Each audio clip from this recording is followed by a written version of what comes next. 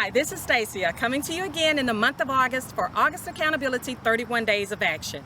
We have had a marvelous time so far, and I am so excited about the rest of the month. If you haven't already, invite someone to participate. Tag someone, share it on your social media site, invite someone to the event, and help them achieve the same level of accountability that we're all experiencing during the month of August. Last year we had a magnificent time, and I assure you, if you participate in the activities, you will have some level of increase in terms of your self-accountability. So let's get going.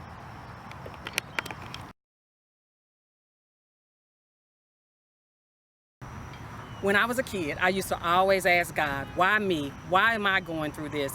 Why are these things happening to my life? Why are my parents divorcing? And there was a soft voice that would reassure me that I would have peace, even though everything around me seemed like it was chaotic. He assured me that if I followed his word, that I would find that peace that I was seeking.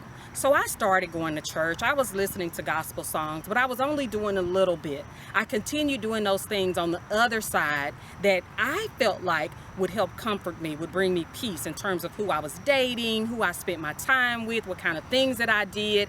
And I had to learn that those things were not actually bringing me peace. It was only through the word of God that I was getting that sense of order that I so desired in my life.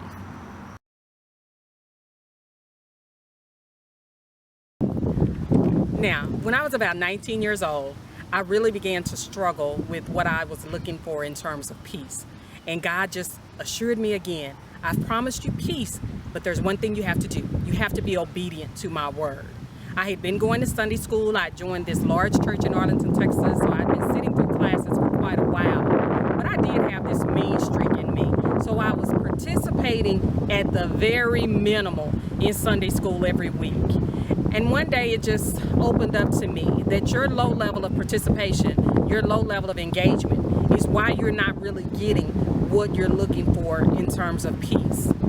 And a verse was said one Sunday, Mark 9:24, talking about belief. Lord, help my unbelief.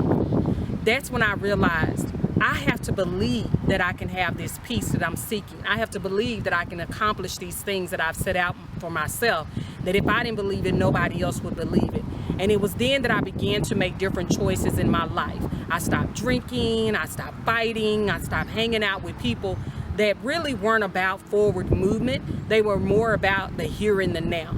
And if we get stuck in the here and the now, we fail to see what God has for the purpose of our life, the true plan for our life. We get stuck in just this one phase of our lives. And a lot of times when we're stuck in that one place, we lose that sense of peace that God has promised us.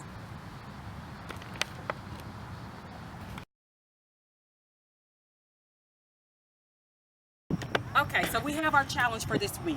We're going to look at accountability in terms of peace in our lives. I want you to consider 4 areas: your personal devotion, your corporate fellowship, your leadership, and your engagement in ministry. If you filter all of these areas and really dissect your level of engagement in each of these areas, you should see a greater sense of peace in your life.